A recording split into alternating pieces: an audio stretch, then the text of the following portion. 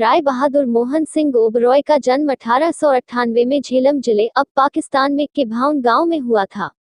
मोहन सिंह के पिता एक साधारण से ठेकेदार थे। वह पेशावर में काम करते थे, यही उनकी अचानक मौत हो गई। जिस समय पिता का साया मोहन सिंह के सिर से उठा उस समय उनकी आयु मात्र 6 महीने थे। पिता के बाद मोहन के लिए सब कुछ उनकी मां ही थी। उन्हीं के नाजुक कंधों पर अब मोहन की जिम्मेदारी टिकी थी।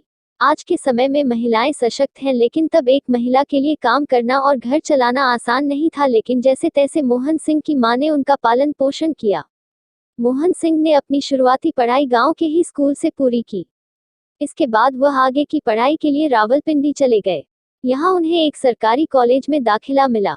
पढ़ाई करते हुए ओबरॉय ये सोचते थे कि पढ़ाई पूरी होने के बाद उन्हें अच्छी सी नौकरी मिल जाएगी, जिससे वह अपने जीवन में फैली गरीबी को खत्म करते हुए अपनी मां को सुख दे पाएंगे। उनका ये सोचना उन्हें तब गलत लगने लगा जब कॉलेज की पढ़ाई पूरी होने के बाद बहुत जगह भटकने के पर भी उन्हें नौकरी नहीं मिली। जूतों की फैक्ट्री में काम किया, लेकिन जब आपके जीवन में कुछ भी सही ना चल रहा हो तब सलाह देने वालों की लंबी कतार लग जाती है और आपको ना चाहते हुए भी उन्हें सुनना और मानना पड़ता है।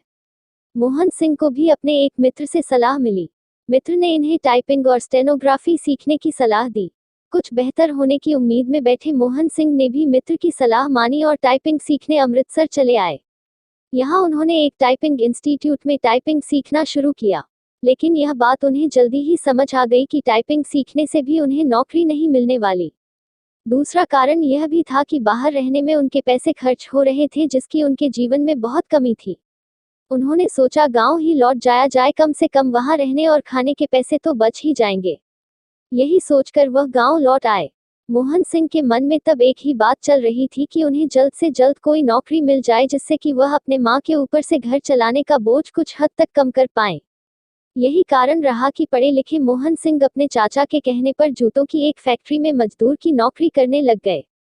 यह नौकरी मोहन सिंह के मन मुताबिक तो नहीं थी, मगर कम से कम कुछ पैसे तो आ रहे थे। लेकिन किस्मत ने उन्हें यहाँ भी धोखा ही दिया, क्योंकि कुछ ही समय बाद जूतों की वह कंपनी बंद हो गई। निराश मोहन सिंह एक बार फिर खाली हाथ घर लौट आए। मां ने दिए थे 25 रुपये।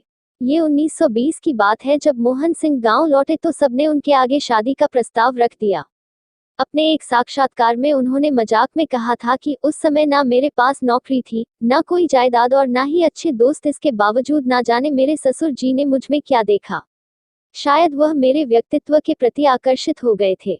जैसे भी हो, लेकिन 20 साल के मोहन सिंह की शादी कोलकाता के एक परिवार में हो गई। शादी के बाद उनका अधिकतर समय ससुराल में ही बीतने लगा। किस्मत तो मोहन सिंह को पहले से ही तंग कर रही थी। रही सही कसर प्लेग बीमारी ने पूरी कर दी। काफी समय ससुराल में बिताने के बाद जब वह अपने गांव लौटे तो पाया कि गांव में प्लेग बीमारी फैली हुई है। ऐसे में वह अपनी मां के पास रहना चाहते थे, लेकिन मां ने उन्हें साफ मना कर दिया और उन्हें कहा कि वह वापस अपने ससुराल लौट जाएं और वहीं कोई काम धंधा ढूंढें, क्योंकि यहाँ उन्हें भी इस बीमारी से खतरा था। हार कर मोहन सिंह को मां की बात माननी पड़ी। घर से निकलते हुए मां ने मोहन सिंह के हाथ में 25 रुपये थमा दिए। तब मोहन सिंह को भी इस बात का इल्म नहीं था कि उनके अरबों के साम्राज्य की नींव इन्हीं 25 रुपयों से रखी जाएगी। देने गए परीक्षा और खुल गई किस्मत। ससुराल में रहते हुए मोहन सिंह ने एक दिन अखबार में एक सरकारी नौकरी का विज्ञापन देखा। यह क्लर्क की नौकरी उनकी योग्यता के लायक थी। उन्होंने तय कर लिया कि वह शिमला जाकर इस नौकरी के लिए परीक्षा देंगे। मां के दिए 25 रुपये अभी भी उनके पास थे। उन्हीं रुपयों के सहारे मोहन सिंह नई नौकरी की परीक्षा देने शिमला निकल गए। हालांकि परीक्षा के लिए उनकी किसी तरह की तैयारी नहीं थी, लेकिन ना जाने क्यों वह फिर से अपनी किस्मत आजमाना चाहते थे। शिमला उन दिनों अंग्रेजी हुकूमत की गर्मियों की राजधानी थी। यही कारण था कि यहाँ बड़ी बड़ी इमारतों और होटलों की कमी नहीं थी।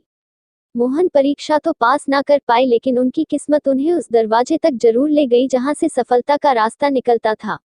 मोहन सिंह घूमते घूमते उस समय के सबसे प्रसिद्ध होटलों में से एक सिसिल में पहुंचे। यहाँ वह रहने के इरादे से नहीं बल्कि काम की तलाश में गए थे। वैसे तो ये अंधेरे में निशाना लगाने जैसा था, ऊपर से मोहन सिंह की किस्मत जो उनके बने बनाए काम को बिगाड़ देती थी। लेकिन इस बार किस्मत इन पर मेहरबान हुई और होटल के अंग्रेज मैनेजर ने इन्हें नौकरी पर रख लिया। मोहन सिंह को 40 रुपये महीने पर क्लर्क की नौकरी मिली। वह यहाँ टिक गए और इसके साथ साथ तरक्की भी करते रहे। क्लर्क के बाद वह होटल के कैशियर बना दिए गए। वेतन भी 50 रुपये हो गया और इन्हें होटल की तरफ से एक आवास भी मिल गया। आवास मिलने के बाद मोहन सिंह अपनी पत्नी ईसार देवी को भी शिमला ही ले आए, जहां काम किया उसी होटल को खरीद लिया। मोहन सिंह अब इस होटल के कारोबार को बहुत अच्छे से समझ गए थे। ब्रिटिश मैनेजर इर्नेस्ट क्लार्क की गैरमौजूदगी में सिसिल होटल का कार्यभार मोहन सिंह ने ही संभाला। इस दौरान होटल पहले के मुकाबले दुगनी रफ्तार से चलने लगा था।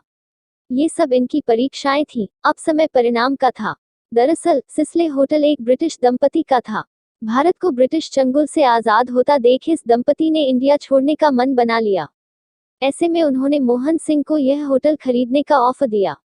इस होटल के लिए उन्होंने 25,000 रुपयों की मांग की, जो कि उन दिनों बड़ी रकम हुआ करती थी। मोहन सिंह को यह प्रस्ताव भा गया, लेकिन आर्थिक तौर पर वह इतने मजबूत नहीं थे कि होटल की राशि देने में सक्षम हो पाते। इसके बावजूद उन्होंने होटल मालिक से कुछ समय मांगा। धन जमा करने के लिए मोहन सिंह ने अपनी पैतृक संपत्ति तथा पत्नी के जेवरात तक गिरवी रख दिए।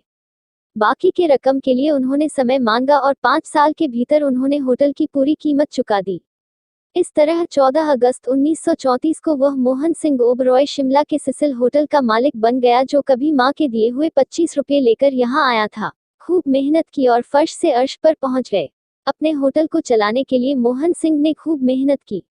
उनकी पत्नी का भी इसमें बड़ा योगदान रहा। होटल में इस्तेमाल होने वाली सब्जियां और मीट वह खुद खरीदने जाती थी। अपने इस योगदान द्वारा उन्होंने होटल में होने वाले खर्च में 50% तक की कमी ला दी थी। इस होटल को खरीदने के बाद मोहन सिंह ओबरॉय ने पीछे मुड़कर नहीं देखा। उन्होंने 1947 में ओबरॉय पाम बीच होटल खोलने के साथ साथ मर्करी ट्रेवल्स के नाम से एक ट्रेवल एजेंसी भी खोल दी।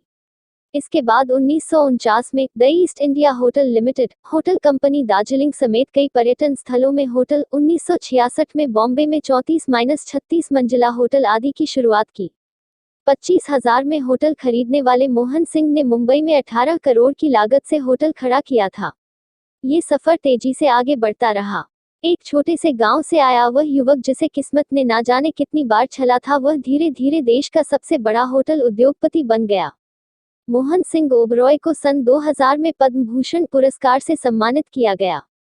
जीवन में तमाम संघर्षों के बाद अपार सफलता अर्जित कर राय बहादुर मोहन सिंह ओबरॉय 2002 में इस दुनिया को अलविदा कह गए।